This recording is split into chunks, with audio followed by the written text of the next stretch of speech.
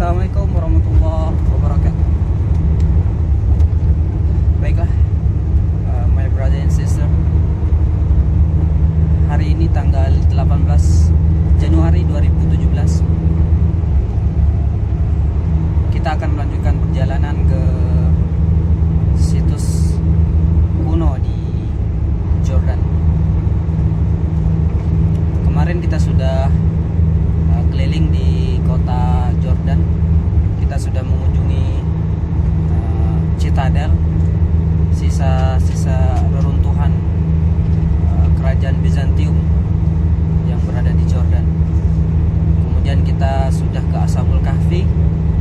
Kita juga sudah ke Masjid Raja Abdullah II, dan sudah juga mengunjungi makam salah seorang sahabat Rasulullah yang dermawan dan kaya raya yang bernama Abdurrahman bin Auf. Hari ini kita akan ke salah satu tempat yang sudah dijadikan sebagai salah satu 7 keajaiban dunia versi baru UNESCO, yaitu situs kuno Petra, atau orang Arab menyebutnya sebagai Al-Bitra. Ini adalah kondisi perjalanan kita. Petra berlokasi sekitar 200 km dari ibu kota Jordan, Amman. Sekitar perjalanan 3 jam dari pusat kota. Berbeda dengan di kota Jordannya sendiri, perjalanan yang kita lalui ini cenderung datar, tidak naik turun. Kalau di kota Jordan sendiri kondisinya, topografinya cenderung naik turun, berbukit. Kalau di sini cenderung datar. Tidak banyak tumbuhan yang hidup di kanan kiri jalan di sini. Ada beberapa pohon zaitun yang tumbuh, dan juga rumput-rumput liar berwarna coklat.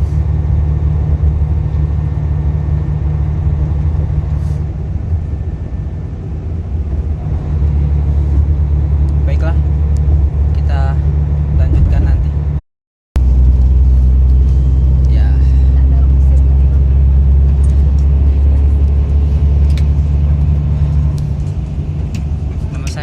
Samsul Arifin. Saya dari Palu, sudah berangkat dari Indonesia tanggal 16 Januari, dan sudah 2 hari saya berada di Jordan, dan bertepatan dengan bulan Januari yang kebetulan musimnya lagi musim dingin. Suhu berkisaran di 5 derajat Celcius. Buat orang Indonesia yang beriklim tropis, kalau tidak pakai jaket, tidak pakai sarung tangan,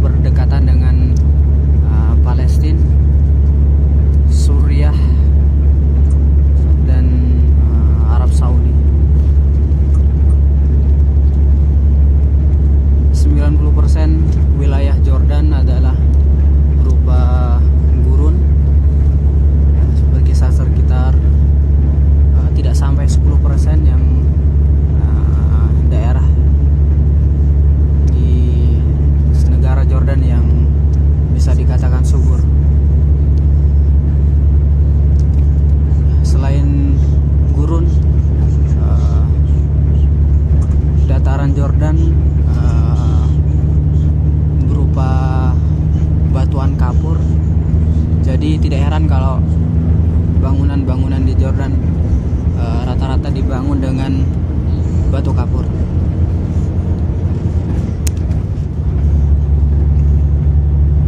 Komoditas utama Jordan adalah zaitun, minyak zaitun. Salah satu eksportir zaitun di dunia adalah Jordan. Selain itu, Jordan juga memproduksi potasium. Dan yang paling unik juga adalah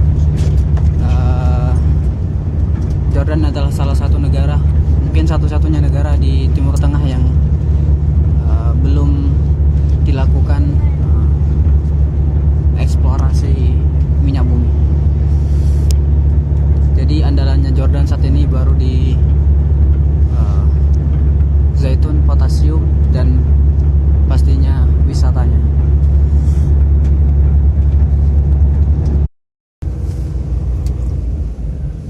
Di sejarah Islam, dalam sejarah Islam ketika pasukan Islam itu melawan pasukan Romawi, ya, bertempatnya adalah di sekitar area ini, yang lapangan sana, ya.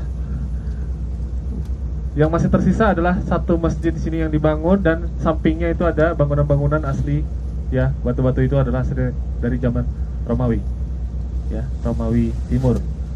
Nah, Bapak Ibu sekalian, di samping kiri ini kita ini adalah lokasi perang Mu'tah, ya, di mana 3.000 melawan 200.000, yang meninggal 3.000, ya, 3.000 lawan 200.000 di sini berhadapan-hadapannya, dan yang meninggal hanya 12 dari pihak kaum muslimin, ya. Jadi bisa Bapak Ibu bayangkan bahwa 3.000 melawan 200.000 berarti satu orang melawan, ada yang tahu? 6.650, ya. 60, ya, 1 lawan 60 berarti.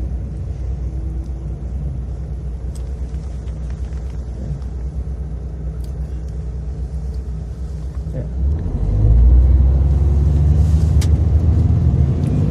Oke, Bapak Ibu sekalian, Assalamualaikum.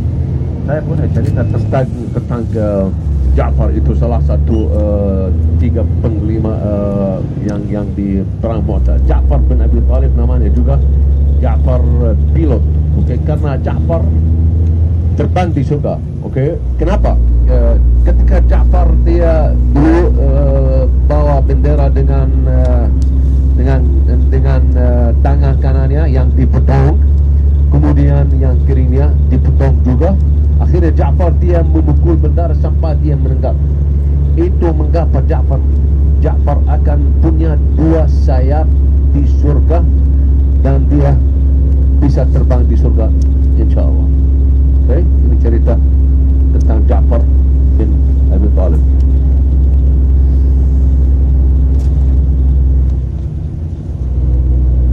Wilayah ini pada zaman besi namanya Kerajaan Moab. Ada 3 kerajaan di zaman besi. Kerajaan Moabit yang di sini. Kedua ada kerajaan Edom yang di Petra. Dan ketiga ada kerajaan Ammonit yang sekitar kota Amman. Tapi informasi yang sangat terbatas.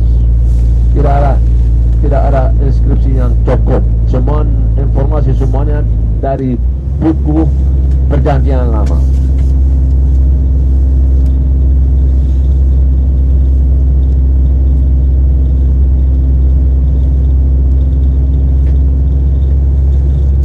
Kita insya Allah dulu ziarah 2 makam,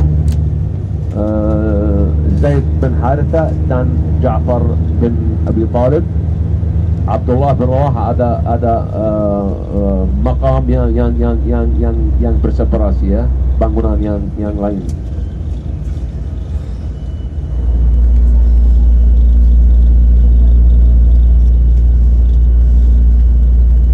Dalam 600 meter putar balik. Ya, seperempat jam perjalanan lagi menuju Petra. Tapi sebelum mengunjungi Petra, kita masih terlebih dahulu ingin berziarah ke makam dua Putar balik panglima lalu besar, belok kanan. yaitu dua panglima utama dalam perang Mu'tah, yaitu Zaid bin Harisah dan Ja'far bin Abi Thalib. Dalam 300 meter, putar balik. Putar balik. Oke, kita sudah sampai di lokasi makam dua panglima besar dalam perang Mu'tah, yaitu Ja'far bin Abi Thalib dan Zaid bin Harisah.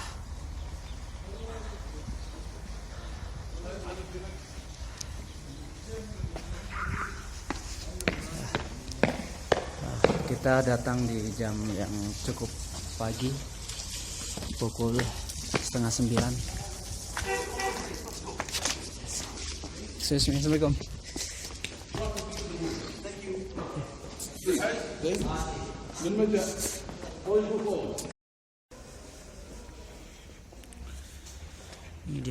Ini dia adalah kompleks pemakaman Ja'far bin Abi Thalib radhiyallahu an dan Zaid bin Harisah radhiyallahu an. Assalamualaikum ya ahlad diyar minal mu'minin wal muslimin.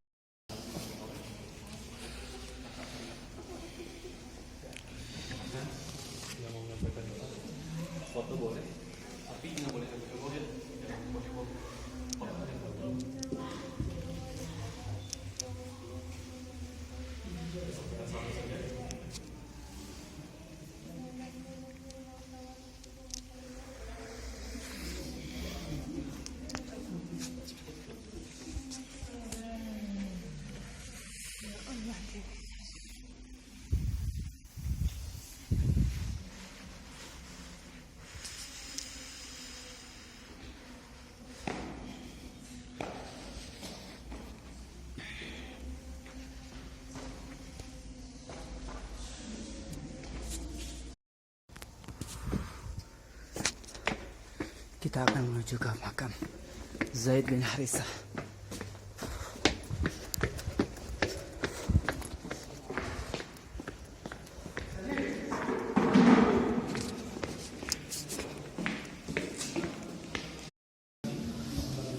Ini adalah makam Zaid bin Harisah radhiyallahu anhu.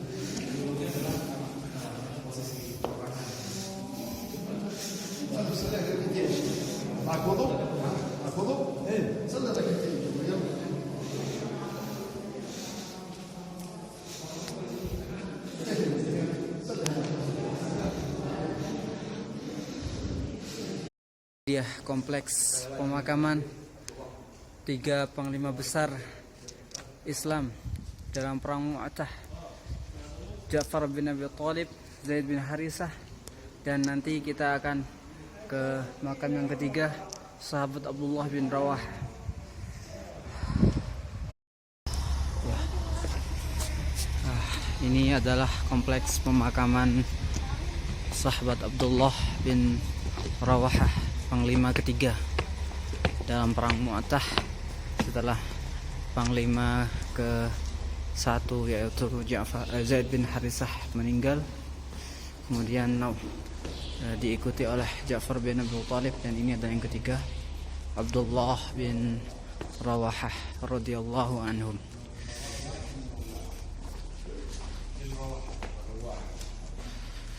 Assalamualaikum ya ahlad diyar.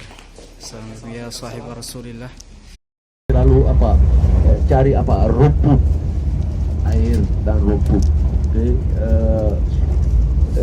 Orang-orang yang Bedouin berasal dari negara Yaman, juga orang yang tinggal di Petra berasal dari negara Yaman. Insyaallah setelah istirahat saya umumkan informasi tentang sejarah Petra yang sangat terbatas juga, karena tidak ada inskripsi yang cukup tentang sejarah Petra.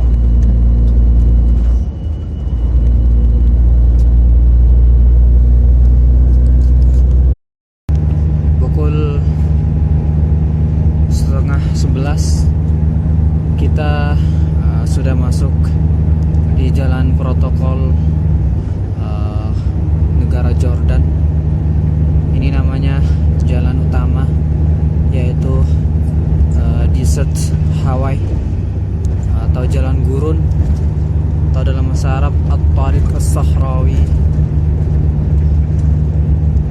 jalan ini menghadap timur laut di depan saya, di depan bis ini, sedangkan di belakang adalah barat laut. Jalan ini merupakan jalan utama di Jordan. Jika kita terus ini akan masuk ke wilayah perbatasan Arab Saudi, sekitar perjalanan 15 jam menuju Arab Saudi. Dan di belakang, di jalan di sebelah belakang, arah barat laut merupakan jalan menuju Suriah, kemudian Turki, kemudian Eropa Timur. Tidak mengherankan jika Jordan merupakan wilayah perlintasan perdagangan antara Bapak Ibu, Assalamualaikum. dua benua. Waalaikumsalam. Waalaikumsalam Semuanya bangun. warahmatullahi wabarakatuh. Antara Sahur ya. benua Eropa Boleh, oke. dan 5 menit lagi benua insyaallah kita Asia. istirahat yang Nah, di sepanjang jalan, di sebelah kiri jalan terlihat ada rel kereta Oke, Bapak Ibu api sekalian, kita sudah hampir yang juga. dulu Di depan sudah. dibangun pada Ini ada masa rest house. Khalifah Kita Turki nanti Utsmaniyah. istirahat dulu di sini. Yang mau ke toilet silakan.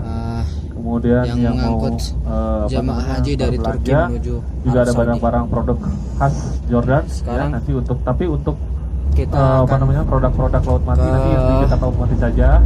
masuk Dan ke unit saya itu di sebelah sana. Untuk pusat yang di sini perbelanjaan ada jual-jual seperti halnya gantungan di kunci dan Pillars lain-lain. of Jerusalem. Insya Allah juga murah. Kecuali tadi produk laut mati.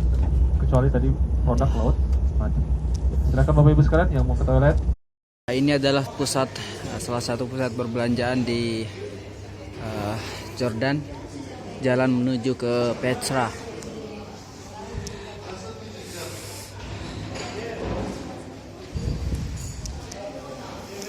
Karena ini musim dingin, ada perapian, jadi buat yang mau menghangatkan tubuh bisa didekatkan tangannya biar lebih hangat.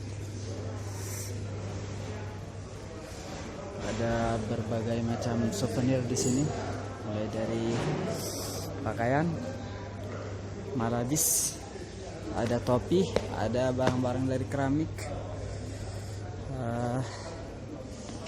kemudian ada juga kursi dan meja yang terbuat dari kayu ini. Kemudian ada juga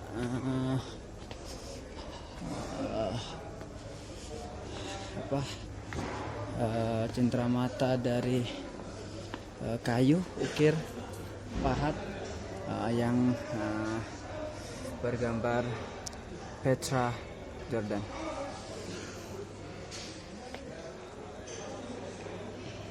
Ini dia gambarnya.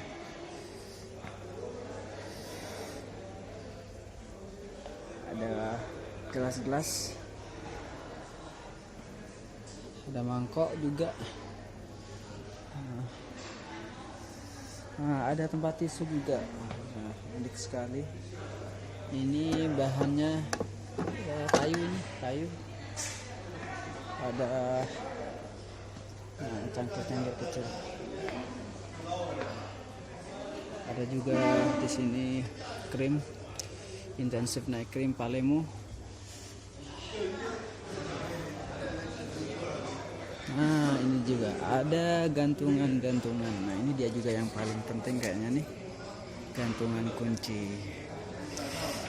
Kayaknya ini jadi salah satu target oleh saya dari Jordan. Ada juga pedang kecil khas Jordan, dan ada kalung-kalung, dan yang paling khas dari Jordan adalah mozaik. Ini dia mozaik khas Jordan yang bergambar olive tree oil, pohon minyak zaitun.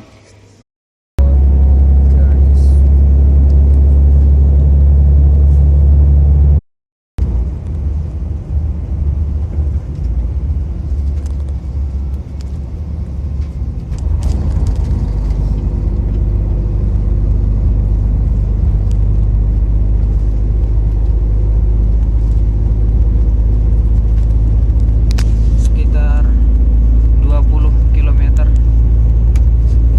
menuju Petra. Di kanan kiri jalan dihiasi dengan pohon zaitun. Saya jadi teringat lagu Naik naik ke puncak gunung.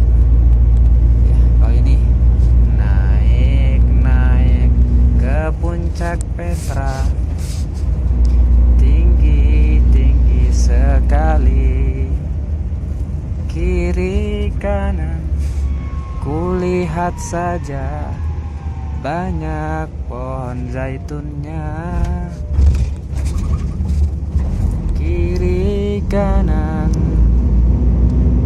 kulihat saja banyak pohon zaitunnya.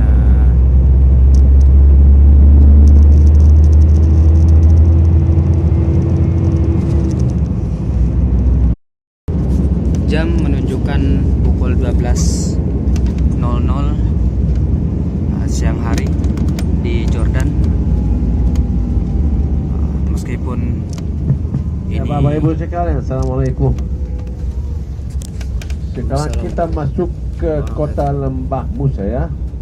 ini dia Wadi Kota Musa. Wadi Musa. Kota Wadi Musa. Meskipun jam menunjukkan jam 12 siang, tapi suhu hanya beranjak sekitar 4 derajat Celcius dari pagi tadi. Tadi pagi suhu sekitar 4, kemudian beranjak 4 derajat jadi 8. Kemudian di siang hari ini, di puncak siang hari ini, suhu masih sekitar 12 derajat Celcius. Suhu yang sangat dingin sekali, bahkan lebih dingin dibandingkan ruangan kerja saya. Saya di suhu 16 derajat saja sudah sangat tidak kuat, apalagi 12 derajat Celcius. Ini luar biasa. Siang hari yang sangat dingin. Ya, siang hari yang sangat dingin. Ini adalah lembah Wadi Musa. Di sini dikisahkan di lembah inilah. Ya, pemandangan yang sebelah kanan. Ini dia. Kita mampir ke sini ya, foto-foto. Wadi Musa. Semuanya siapkan kamera ya. Ini menurut kepercayaan sebagian orang Arab di Jordan, di tempat Ayo, inilah, di sini yang mau foto. di tempat inilah Nabi Musa alaihissalam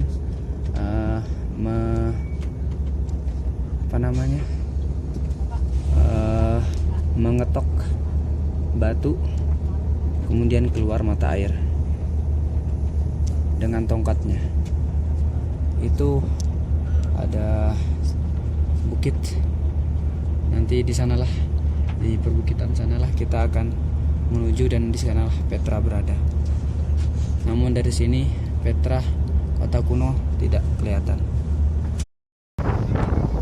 This is the Valley of Moses. Ini adalah Wadi Musa. Di tempat inilah Nabi Musa alaihissalam memukulkan tongkatnya dan memukulkan tongkatnya ke batu. Kemudian dari batu itu mengeluarkan sumber mata air. tidak mengherankan kalau di sini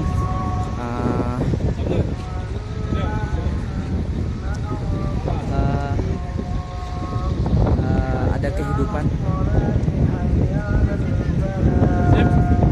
Dulu di sini hidup kaum Bani Israel, namun Allah Subhanahu wa taala tidak memperkenankan mereka untuk mendiami bumi Syam, sehingga Allah Subhanahu wa taala mengusir mereka. Dan kini di sini yang tinggal di sini adalah orang-orang Arab Jordan. Hanya sedikit orang-orang Yahudi yang tinggal di Jordan ini. Gimana Bu rasanya? Oh, enak sekali ini yang manis rasanya. Mantep ya Bu ya, nano-nano.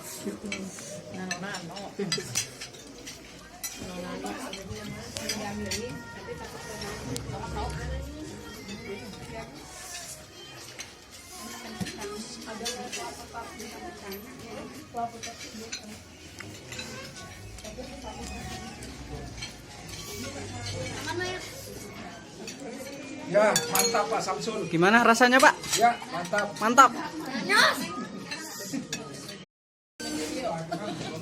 Gimana rasanya Bu?